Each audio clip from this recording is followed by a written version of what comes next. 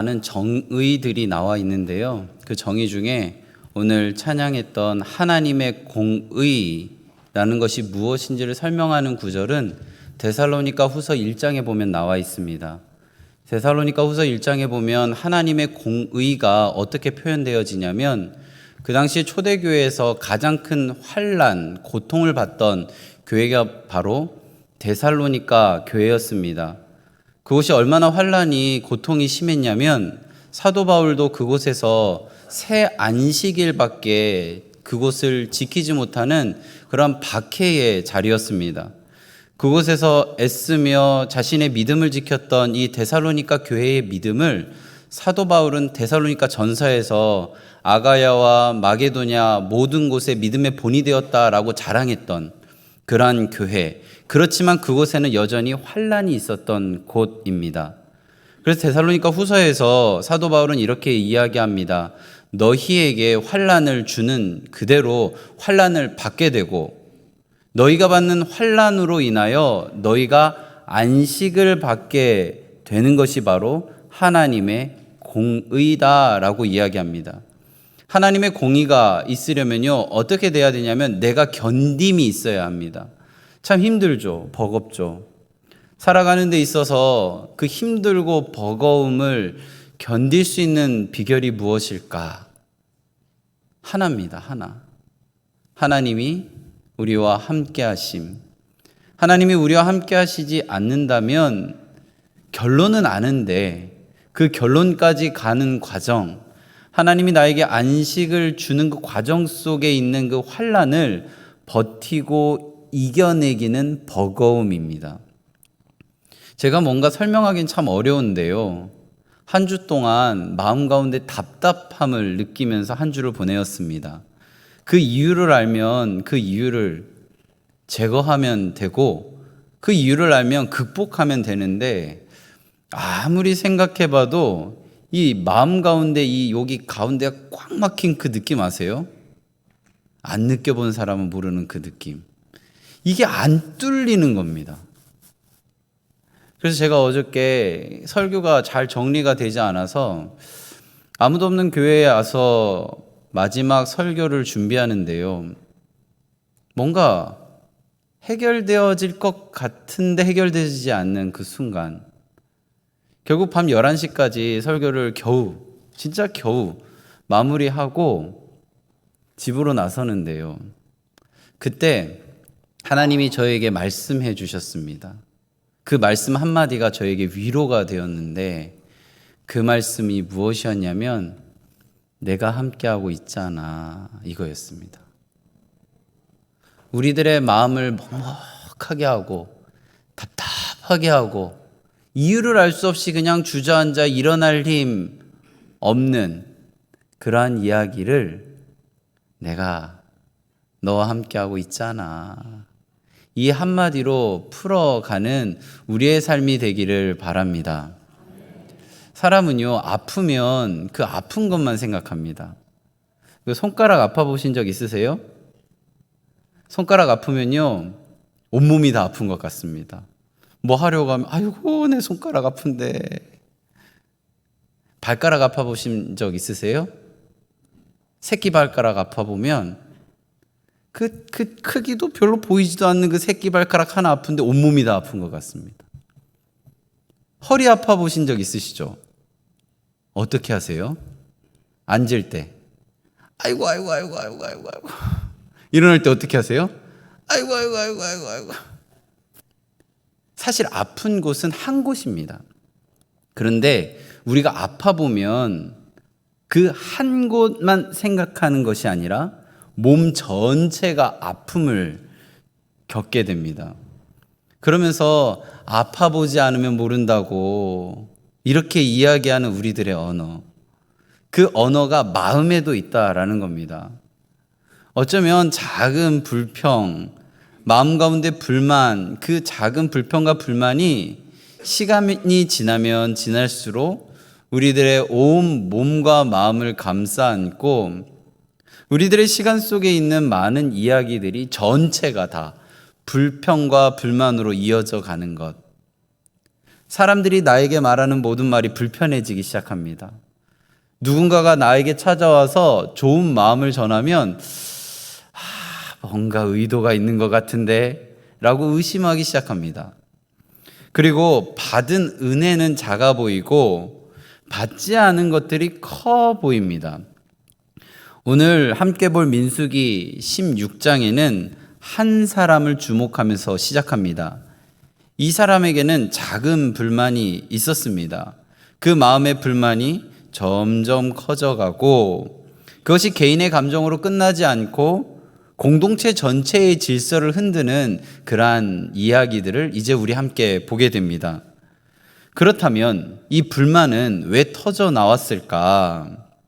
오늘 함께 볼 민수기 16장은 똑 떨어진 이야기가 아니라 민수기 1장부터의 이야기가 이어진 상황 속에 있었기 때문에 우리가 먼저 3번 보았던 민수기의 이야기를 다시 한번 생각해 보겠습니다. 먼저 우리 1장부터 10장까지의 이야기는 하나님께서 한 명 한 명의 이름을 다 세시고 그리고 걸어가야 되는 방법, 행진 순서, 진 배치도까지도 정해주는, 그리고 마지막에는 구름을 하나 띄우시고 이 구름이 인도하는 대로 가고섬을 내가 정해주겠다라고 하시는 세심한 배려가 느껴지는 복의 언어들이 담겨져 있는 구절들을 보았습니다.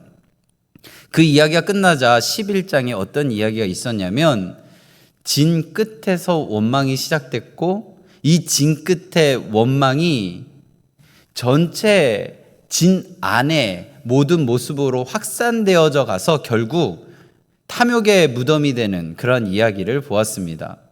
그리고 13장과 14장에서는 약속의 땅 가나안 목전에 있을 때 선발된 12명이 그곳을 보고 왔고 그 이야기 속에 보고 온 내용이 잘못된 것이 아니라 온 내용에 대한 해석이 10명의 해석이 본 현실이 하나님보다 커지게 보여짐으로 그들 안에 다가오는 그 많은 이야기들 속의 의미를 함께 보았습니다.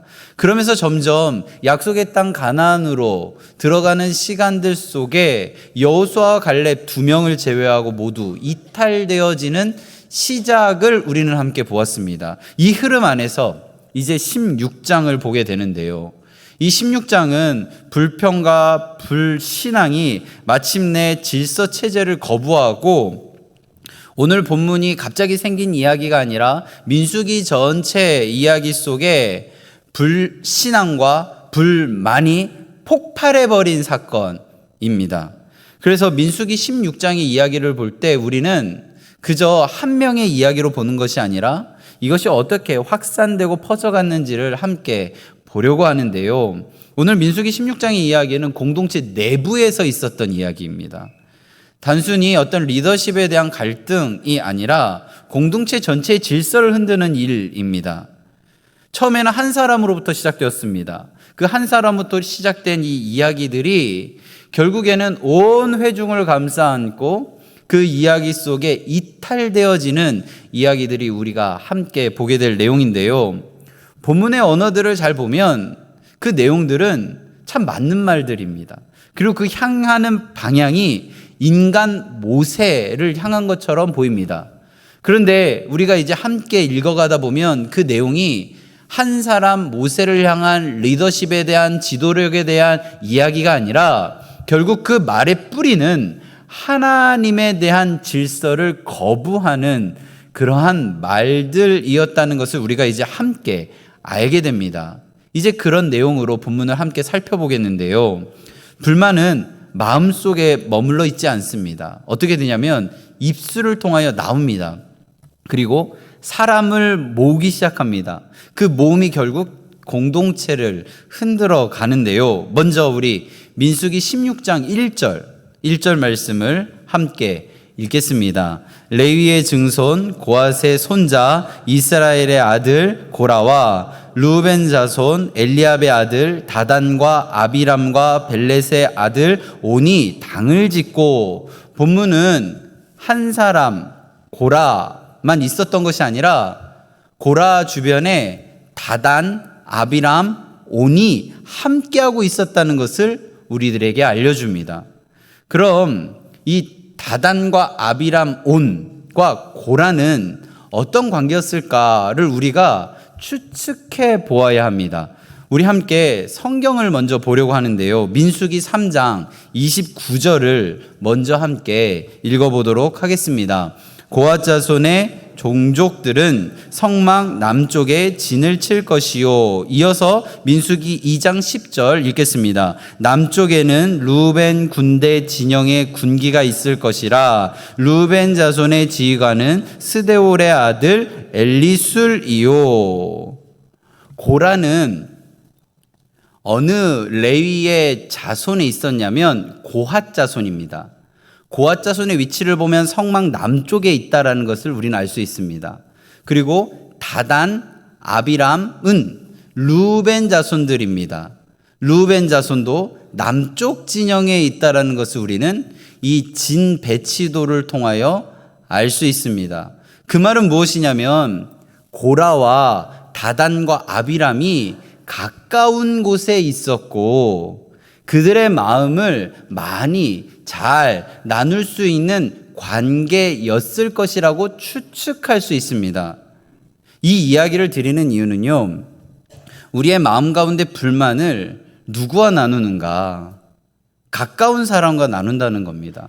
수군거림이 어떻게 되는가? 멀리 있는 사람에게 찾아가서 그 마음의 불만을 이야기하는 것이 아니라 가까운 사람에게 이야기한다라는 겁니다. 우리는 이제 물어야 합니다. 나는 지금 주변 사람들과 무슨 이야기를 하고 있는가? 하나님을 높이는 이야기를 하고 있는가? 아니면 내 억울함과 내 비교와 내 높아짐을 말하고 있는가? 유유상종이라는 말 들어보셨나요? 비슷한 사람들끼리 모인다. 비슷한 사람들끼리 모인다는 게 자연스러움입니다. 저는 지금 이 자연스러움을 하지 마세요 라고 이야기 드리는 게 아닙니다. 유유상종, 비슷한 사람들끼리 모여서 하나님을 높이면 어떻게 되는지 아세요? 그 입술에서 감사가 나옵니다. 순종이 나옵니다. 맡겨진 자리에 대한 소중함을 이야기하고 결국 공동체를 세우는 이야기를 합니다. 그런데 가까운 사람들끼리 모여서 자기를 높이면요, 어떻게 되냐면요, 불만이 번져갑니다. 그리고 비교가 번져갑니다. 시기가 번져가죠. 그렇게 되면 공동체가 흔들립니다. 모이지 말라는 것 아닙니다. 우리가 모여서 어떤 이야기를 하는가 한번 생각해 보자라는 이야기입니다. 우리 가까운 사람하고 이야기할 때 공동체를 흔드는 이야기가 아니라 하나님 많이 올려드리는 이야기를 나누시기 바랍니다. 우리 민수기 16장 2절 함께 읽겠습니다. 이스라엘 자손 총회에서 택함을 받은 자 곧 회중 가운데에서 이름 있는 지휘관 250명과 함께 일어나서 모세를 거스르니라. 자, 이제 고라는 가까운 사람과 함께 속삭이는 것에서 멈추지 않습니다. 사람들을 모으기 시작합니다. 그 모으는 사람들이 어떤 사람이었냐면 자기 편으로 만든 사람들이 회중 가운데서 이름 있는 사람이었다. 지도자들이었다. 그리고 백성에게 영향력을 끼칠 수 있는 사람이었다라고 이야기합니다. 고라는요, 혼자 불만을 품지 않습니다. 가까운 사람들과 이야기를 합니다. 그리고 공동체 안에서 말이 먹히는 사람들을 움직일 수 있는 사람들을 끌어들이기 시작합니다. 그 수가 몇 명이었냐면 250명입니다. 이 수 적지 않습니다. 광야 공동체에서 250명 지도자 한편으로 섰다라는 것, 단순히 몇 사람이 서운한 정도가 아니라 지금 이 공동체를 흔들 수 있는 세력이 형성되었다라는 것을 의미하는 것입니다. 그래서 오늘 이 이야기는 개인적인 감정의 문제가 아니라 공동체 전체를 흔드는 단계로 넘어간 시간이었다는 것을 우리들에게 알려줍니다. 이제 3절, 우리 3절을 함께 읽겠습니다. 그들이 모여서 모세와 아론을 거슬러 그들에게 이르되 너희가 분수에 지나도다. 회중이 다 각각 거룩하고 여호와께서도 그들 중에 계시거늘 너희가 어찌하여 여호와의 총회 위에 스스로 높이느냐. 이 표현, 이 말 틀린 말 아닙니다. 맞는 말입니다. 하나님께서 민수기 1장에서 하나님의 백성들을 어떻게 표현하냐면 회중이라고 표현했습니다. 우리 그때 설교에서 이 회중이라는 표현이 하나님이 선택받은 이들이라는 표현이라고 했었습니다. 자, 그러면 지금 무엇을 문제 삼냐면 하나님 하늘에서 내려다볼 때 다 같은 사람들인데 왜 모세 너는 위에 서려고 하느냐라는 이야기를 하고 있는 겁니다. 이 말만을 놓고 보면 지금 이 이야기는 논리적이고 맞는 이야기처럼 들립니다. 그런데 이게 문제가 뭐냐면 이 말을 하는 마음입니다. 고라는 지금 분명 거룩을 말하고 있습니다. 그런데 실제로는 시기와 불만을 내뱉고 있습니다. 평등을 말하고 있습니다. 그런데 실제로는 하나님이 맡겨주신 그 질서를 거부하고 있습니다. 공동체를 말하고 있습니다. 그런데 실제로는 공동체를 흔들고 있습니다. 맞는 말을 하는 것 같지만 마음은 맞는 것이 아닙니다. 자신의 마음을 말에 담아서 전하고 있습니다. 혹시 주변에 이런 얘기 들어보신 적 있으신가요? 내가 들은 얘기 해주는 건데 내가 하는 얘기가 아니고 누가 그렇게 이야기하는데 그 누가는 내가 이야기해 줄 수가 없고. 이해되세요? 열의 아홉은요 그 누가는 없습니다. 내 마음을 전하는 겁니다. 말의 힘이 그런 거예요. 말에는 마음이 담겨져 있습니다. 틀린 말이 공동체를 무너뜨리는 게 아니고 맞는 말에 잘못된 마음을 담아낼 때 공동체가 무너지는 겁니다. 맞는 말, 잘못된 마음이 공동체를 무너뜨린다는 겁니다. 오늘 이 3절의 이야기를 한 문장으로 하면 이렇습니다. 다 하나님 백성 아닙니까? 이거예요. 이 말 맞죠? 다 하나님 백성 맞습니다. 그런데 그 말 안에 담겨진 마음이 틀렸다라는 겁니다. 그 마음 안에 시기가 있고 불순종이 있고 하나님의 공동체를 세운 그 하나님의 마음을 거부함이 있다라는 겁니다. 그래서 성경학자는 이 3절의 이야기를 단순히 다른 의견을 내는 것으로 표현하지 않고 법정에 모세를 세워놓고 대적자의 마음으로 전하는 표현이라고 합니다. 겉으로는 거룩, 평등 말하지만 실제로는 하나님이 세우신 질서를 정면으로 부정하는 표현으로 이 문장을 해석합니다. 여기서 모세는 어떻게 했을까요? 모세는 4절과 같이 행동합니다. 우리 4절 함께 읽겠습니다. 모세가 듣고 엎드렸다가, 이 엎드림은요 단순히 낙심한 몸짓을 의미하는 것이 아닙니다. 하나님 앞에 이 문제를 들고 가서 듣는 자세를 의미합니다. 모세는 사람을 이기려고 하지 않습니다. 하나님의 마음을 드러내기 위해 자신을 낮춥니다. 고라는 사람들을 자기 앞으로 모았습니다. 모세는 하나님 앞으로 나아갔습니다. 고라는 편을 만들었습니다. 모세는 하나님께 맡겼습니다. 고라는요 사람을 설득하려고 돌아다녔습니다. 모세는 하나님의 뜻이 드러나기를 기다렸습니다. 결과는 어떻게 됐을까요?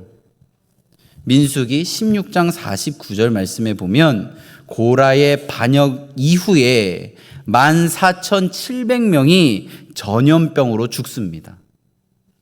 이 말은 14,700명이 약속의 땅 가나안으로 가는 이 길에서 이탈하였다라는 의미입니다.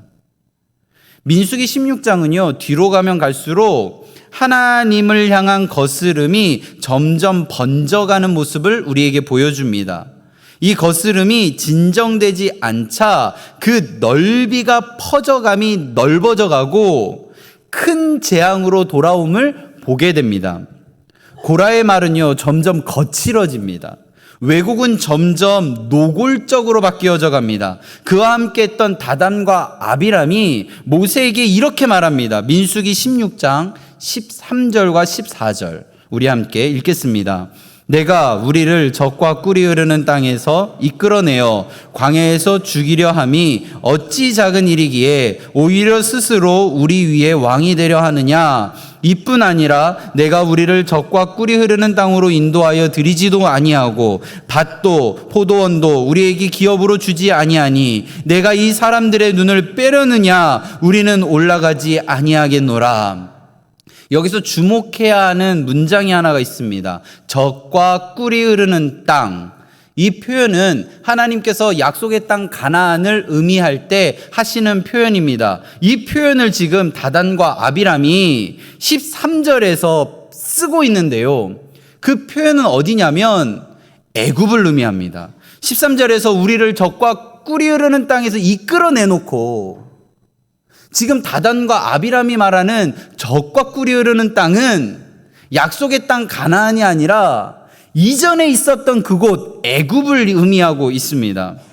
적과 꿀이 흐르는 땅에서 우리를 이끌어내놓고 왜 적과 꿀이 흐르는 땅으로 인도하지 못하냐고, 지금 사방을 보라고 광야밖에 없지 않냐고, 밭이 어디 있냐고, 포도원이 어디 있냐고 이렇게 묻고 있는 것입니다.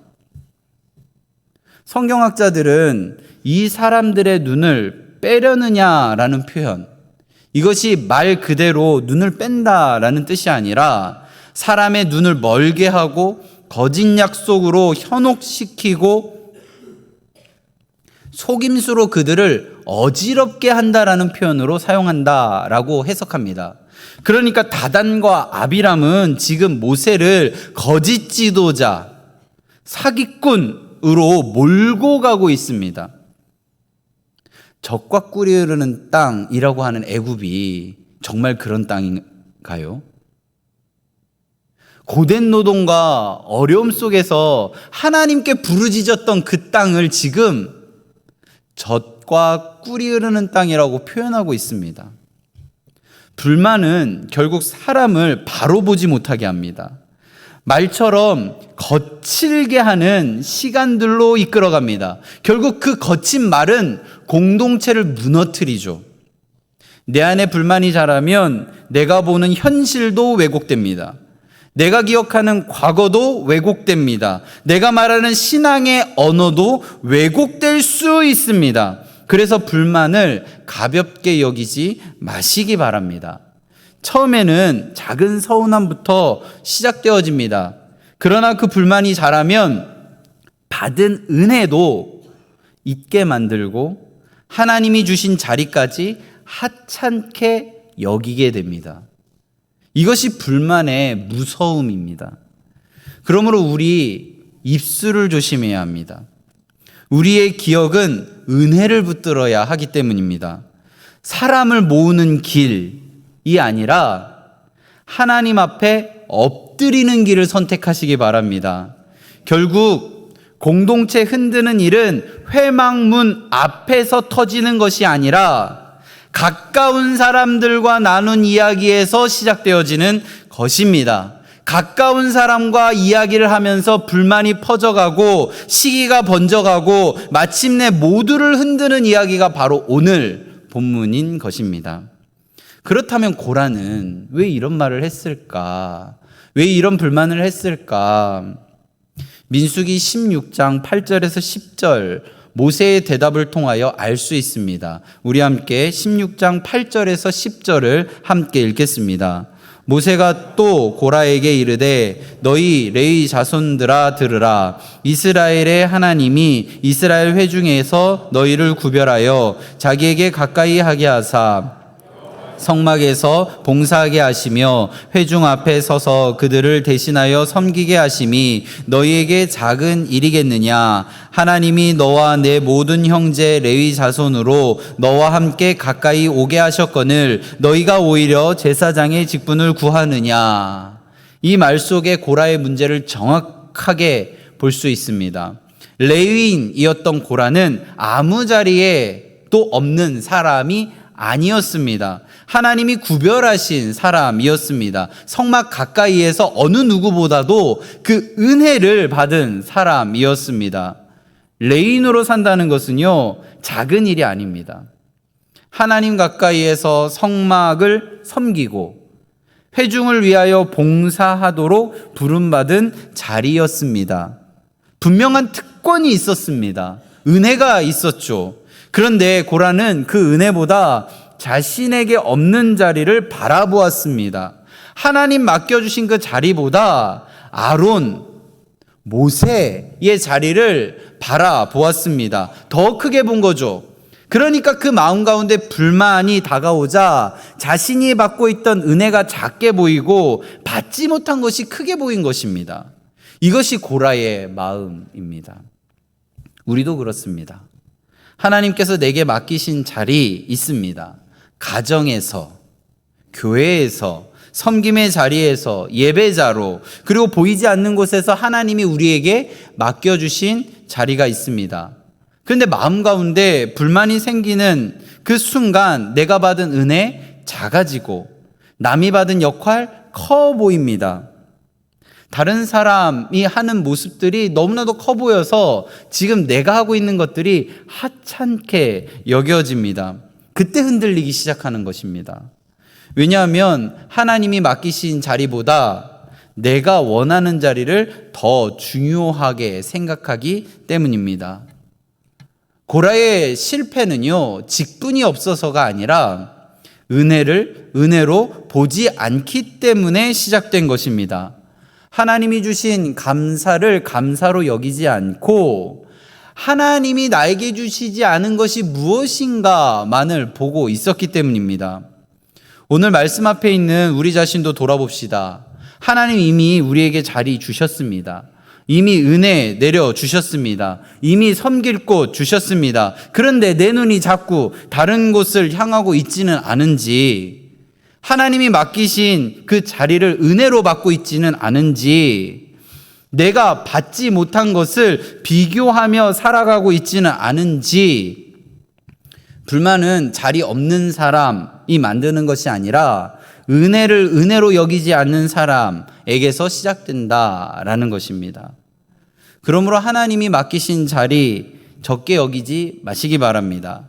보이는 자리 은혜로 받으시기 바랍니다. 제가 이렇게 자꾸 말씀을 드리면 교회만 생각하시는데요. 그렇지 않습니다. 가정, 이제 설거지할 때 어떻게 하실 건가요? 하나님이 나에게 주신 그릇이군요. 그죠? 직장에서 나를 힘들게 하는 어떠한 상황들이 올 때, 하나님이 나에게 주신 것이군요. 세상에서 걸어가는 모든 이야기 속에 나에게 허락하신 그 시간들을 은혜로 받아들이면 내 입술에서는 찬양이 나옵니다. 그런데 그것을 하나님이 주신 것을 보는 것이 아니라 다른 것을 보는 순간 내 입술에서는 불만이 나옵니다. 지금 입에서 찬양이 나오시나요? 불만이 나오시나요? 민수기 16장 28절 말씀 함께 읽겠습니다. 모세가 이르되 여호와께서 나를 보내사 이 모든 일을 행하게 하신 것이요 나의 임의로 함이 아닌 줄을 이 일로 말미암아 알리라. 모세는 분명하게 말합니다. 내 마음대로 한 것이 아닙니다. 내 스스로 이 자리에 선 것이 아닙니다. 하나님이 보내셨습니다. 그래서 오늘 설교 제목도 이렇게 정해 보았습니다. 내 마음대로가 아닙니다. 우리 자리도 내 마음대로가 아닙니다. 우리 사명도 내 마음대로가 아닙니다. 우리 공동체도 내 마음대로가 아닙니다. 하나님이 세우셨고 하나님이 맡기셨고 하나님이 질서 가운데 이끌어 가시는 곳입니다. 라고 고백하시기 바랍니다. 고라의 거스름은 사람을 향한 불만처럼 보이지만 그 뿌리는 하나님이 세우신 질서를 거부하는 죄입니다.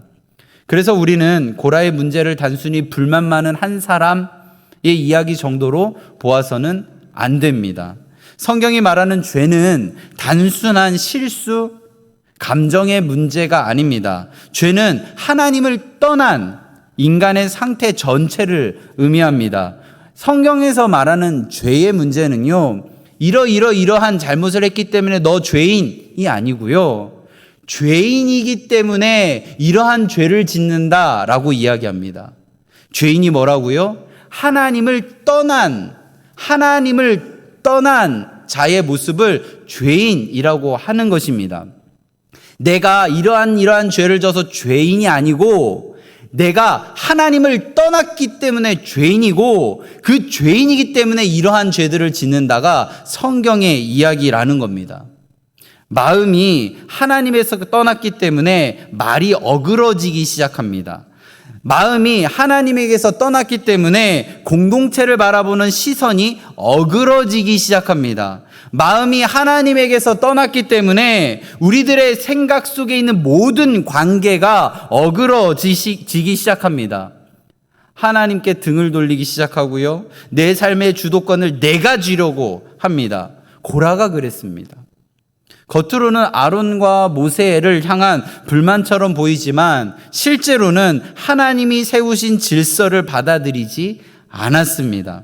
그래서 고라의 문제는 결국 사람의 문제가 아니라 하나님과의 관계의 문제라는 겁니다.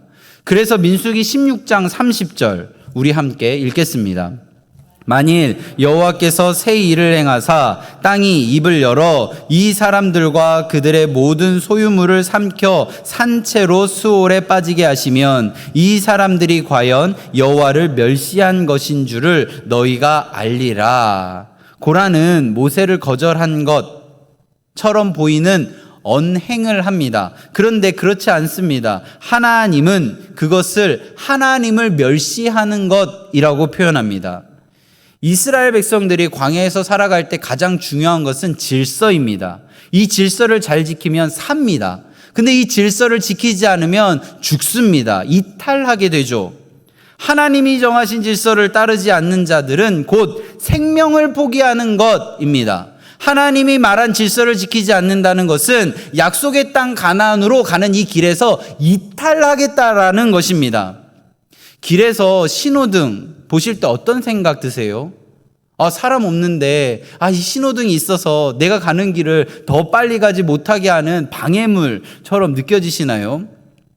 제가 항상 교회 올 때마다 마음이 어려운 곳이 있습니다. 우리 미용실 앞에 있는 그 횡단보도요. 제가 그 횡단보도를 건너지만 않으면 정말 편하게 이렇게 올 수 있는데 그 횡단보도가 있으므로 저는 매일 무단횡단을 하고 있습니다. 그 횡단보도만 없으면 나는 무단횡단하지 않는 사람이 되는데 꼭 그 횡단보도가 왜 그게 그려져 있는지 모르겠어요. 도로 포장할 때 좀 지워달라고 하려고요. 그런데요, 그 횡단보도가 있으므로 많은 것이 안전으로 바뀝니다. 내 생각에는 없는 게 좋은 것 같은데 그곳에 있는 이유가 분명히 있습니다. 우리들의 생각으로는 하나님의 말씀이 이것은 참 맞지 않은 것 같은데 라고 하는 부분도 있을 수 있습니다. 그런데 그것이 있기 때문에 우리가 안전한 것입니다. 지키면 생명이 유지되고 지키지 않으면 죽습니다. 지키면 약속의 땅 가나안으로 들어가게 되고 지키지 않으면 그 대열에서 이탈합니다. 그게 오늘 말씀입니다. 질서는요, 우리를 억압하기 위한 것이 아니라 우리를 살리기 위한 것입니다. 오늘 본문은 불평 많은 고라 한 사람의 실패의 말씀이 아니라 민수기 16장 전체는 하나님을 향한 거스름이 어떻게 확산되어지는지 우리에게 보여줍니다. 한 사람의 불만으로 시작된 일이 지도자들에게 번지고 결국 온 회중이 흔들리는 이 이야기. 죄는 결국 한 사람의 문제가 아니라는 것입니다. 불만이 마음을 붙들면 사람이 어디까지 무너질 수 있는가를 보여주고 있습니다. 은혜가 잊어버리면 얼마나 쉽게 비교하게 되는가, 비교가 깊어지면 얼마나 쉽게 질서를 무너뜨리는가, 거부하는가, 질서가 거부되어지면 결국 하나님까지 거스를 수 있다라는 것을 우리에게 보여주는 겁니다. 자, 이제 우리 불만을 멈춥시다. 우리 안에 있는 불평을 지금 이 자리에서 멈춥시다. 내 안에 불평과 불만이 찾아올 때 사람들에게 찾아가서 하소연하는 것이 아니라 모세가 그랬듯이 하나님 앞에 나와 엎드립시다. 고라는 이 이야기가 있을 때 처음부터 땅이 갈라질 거라고 생각했을까요? 처음부터 공동체 전체를 흔드는 이야기로 확산되어질 거라고 생각했을까요? 전혀 그렇지 않았을 것입니다. 아마 처음엔 아주 작았을 것입니다. 그 작은 서운함에서 시작되어졌을 것입니다. 비교였을 것이고요. 근데 그것이 점점 마음을 자리하고 불편함으로 되어져 가고 그것이 결국 하나님 앞으로 가져가지 않았을 때 14,700명이 전염병으로 죽고 이스라엘이 약속의 땅 가나안으로 가는데 이탈함으로 이어지는 이야기로 번져갔다라는 것입니다. 결국 작은 불만이 전 모든 회중을 덮어가는 이야기. 그래서 오늘 말씀을 볼 때 우리는 이 질문에 답을 해야 합니다. 나는 하나님이 맡기신 자리를 은혜로 보고 있는가? 아니면 내 안의 불만을 중심으로 모든 것을 해석하고 있지는 않은가? 내 안에 지금 자라고 있는 작은 불만은 없는가? 내 안에 자꾸 비교하고 있는 자리는 없는가? 그리고 이 질문에는 꼭 대답해야 합니다. 하나님이 맡기신 은혜의 자리보다 내가 갖고 싶은데 갖지 못한 자리만 바라보고 있지는 않은가? 오늘뿐만 자리하고 있는 모든 것들 멈추시기 바랍니다. 고라처럼 사람 모으는 길 가는 것이 아니라 모세처럼 하나님 앞에 엎드러지는 길을 선택하시기 바랍니다. 내 억울함 붙들고 서는 것이 아니라 하나님 앞에 마음을 쏟아놓는 인생이 되시기 바랍니다. 내 마음대로가 아닙니다. 내 자리, 내 마음대로 정한 것 아닙니다. 교회에서의 자리만이 아니라 가정에서의 자리도, 일터에서의 자리도, 삶의 모든 자리도 내 마음대로 주어진 것이 아닙니다. 잠언 16장 9절 말씀 우리 함께 읽도록 하겠습니다. 사람의 마음으로 자기의 길을 계획할지라도 그의 걸음을 인도하시는 이는 여호와시니라. 잠언 16장 9절의 말씀이 우리의 고백이 되기를 바랍니다. 고라는 자기 마음 붙들고 살다가 무너졌습니다. 자기 해석이 맞다고 생각했습니다. 자기 뜻대로 자기 자리를 판단했습니다. 자기 뜻대로 질서를 흔들어 놓았습니다. 그런데 결국 어떻게 됐냐면 생명의 길이 아니라 무너짐의 길이었습니다. 반대로 믿음의 사람은 어떻게 했습니까? 자기의 마음 끝까지 밀어붙이지 않습니다. 자신이 오해받고 자신이 뭔가 눌림을 당할 때 사람들 앞에 나아가서 자기 주장하지 않습니다. 하나님 앞에 엎드립니다. 그리고 하나님께 마음을 내려놓고 하나님의 인도하심을 구합니다. 그래서 이렇게 고백하는 것이죠. 내 마음대로가 아닙니다. 하나님이 인도하셨습니다. 내가 서 있는 자리도, 내가 감당해야 되는 사명도, 내가 지나가는 모든 삶의 모든 시간들도 내 뜻과 결정이 아니라 하나님이 하셨습니다 라고 고백하는 것이죠. 내 마음대로가 아닙니다. 하나님이 인도하셨습니다. 우리 한번 따라해 볼까요? 내 마음대로가 아닙니다. 하나님이 인도하셨습니다. 한 번 더 하겠습니다. 내 마음대로가 아닙니다. 하나님이 인도하셨습니다. 불만이 아니라 맡겨진 자리를 감사함으로 붙들고, 비교가 아니라 하나님의 인도하심을 신뢰하며 하나님이 세우신 그 질서를 따르는 우리 모두가 되기를 간절히 바라고 축복합니다. 이 자리에 있는 모든 강래교회 성도들이 하나님께서 맡겨주신 그 자리 은혜로 여기고 하나님의 인도하시는 그 길 따라 가정과 교회와 일터에서 하나님께서 허락하신 그 은혜 마음껏 누리는, 충만하게 그렇게 살아가는 우리 모두가 되기를 간절히 바라고 축원합니다.